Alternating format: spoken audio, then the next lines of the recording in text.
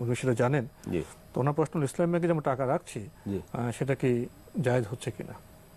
অবশ্যই আপনার ইসলামী ব্যাংক তার মূল প্রতিপাদ্যই হচ্ছে, স্লোগান হচ্ছে আহাল্লাহুল বাই'a ওয়া হাররামার রিবা। এটা হলো ইসলামী ব্যাংকের মূল স্লোগান, যে আল্লাহ সুদকে হারাম করেছেন, ব্যবসাকে হালাল করেছেন।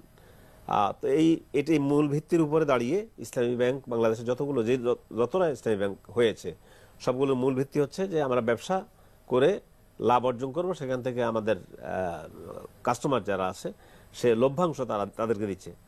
আর সুদী ব্যাংক তো বলছেই যে আমরা সুদ দিচ্ছি, আপনি এত টাকা রাখবেন, এত টাকা সুদ দেব।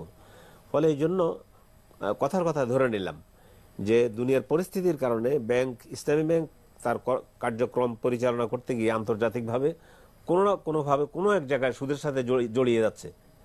গেলেও যদি ইসলামী ব্যাংক 100 ভাগের 95% যদি ইসলাম সম্মত হয়, 90 হয়, 80 হয়, 20% যদি সুদী কারবারের ভিতরে ঢুকে যায়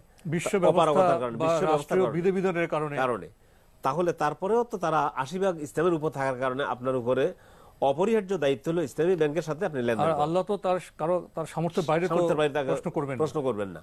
ইসলামী ব্যাংক নিজেও বলছে যে আমরা তাদের একটা শক্ত শরিয়া বোর্ড আছে ইসলামী ব্যাংকগুলোর, এবং শরিয়া বোর্ড খুঁতে দেখে কোথাও কোনো হচ্ছে কিনা।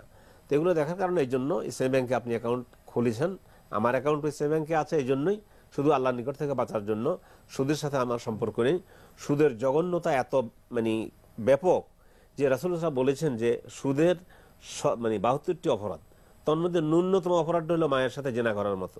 আরেকটা বিষয় হলো, যখন ইসলাম ব্যাংক বলছে যে আমরা আপনাদেরকে হালাল টাকা দিচ্ছি, সেক্ষেত্রে আমার দায়িত্ব তো শেষ। আমার তো দায়িত্ব, সেক্ষেত্রে ইসলাম ব্যাংকে যে কোনো ত্রুটি করে সেটা তাদের দায়িত্ব। অবশ্যই তাদের দায়িত্ব।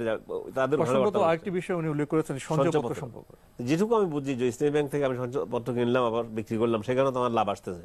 আপনার সঞ্চয়পত্রের মাধ্যমে সেটা তারা ব্যবসা করে, সেখান থেকে আপনার সঞ্চয়পত্রের যখন যেভাবে আপনাকে যে লভ্যাংশ, সেই লভ্যাংশ আপনাকে দিচ্ছে। এই জন্য ইনশাআল্লাহ আশা করি ইসলামী ব্যাংকের এই সঞ্চয়পত্র কিনতে কোনো অসুবিধা নেই এবং এভাবে লেনদেন করতে অসুবিধা হবে না ইনশাআল্লাহ। আমরা